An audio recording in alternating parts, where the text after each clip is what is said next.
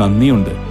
ഇന്നോളം എത്തിയ ഞങ്ങളുടെ ഈ സുവർണയാത്രയിൽ നിങ്ങളുടെ ഓരോ ആഘോഷങ്ങൾക്കുമൊപ്പം ഞങ്ങളെയും ചേർത്ത് നിർത്തിയതിന്. Beauty Mark Gold and Diamonds, specially for U.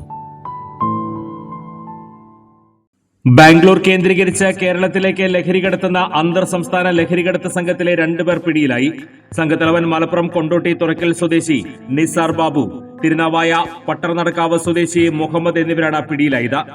2 ദിവസം മുൻപ് 50 ഗ്രാം MDMA-യുമായി കോഴിക്കോട് സ്വദേശി ആഷിഖിനെ കൊണ്ടോട്ടിയിലെ സ്വകാര്യ ആശുപത്രി പരിസരത്തു നിന്നും പിടികൂടിയിരുന്നു.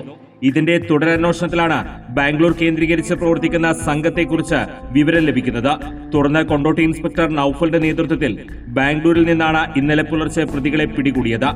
ഇവരെ വിശദമായി ചോദ്യം ചെയ്തതിൽ ലഹരികടത്ത് സംഘങ്ങളെക്കുറിച്ച് വ്യക്തമായ സൂചന ലഭിച്ചിട്ടുണ്ടെന്നും നിരീക്ഷിച്ചു വരികയാണെന്നും പോലീസ് പറഞ്ഞു.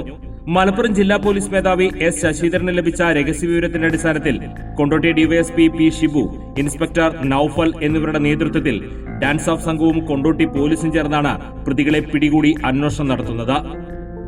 എയർ1 ന്യൂസ്, കൊണ്ടോട്ടി. സാധാരണക്കാരുടെ കുടുംബ വസ്ത്രാലയം ഷാദി സിൽക്സ് ഇനി കൂടുതൽ സൗകര്യങ്ങളോടെ മികച്ച കളക്ഷനും വിശാലമായ പാർക്കിംഗും. ഷാദി സിൽക്സ്, ബസ് സ്റ്റാൻഡിന് എതിർവശം, കൊണ്ടോട്ടി.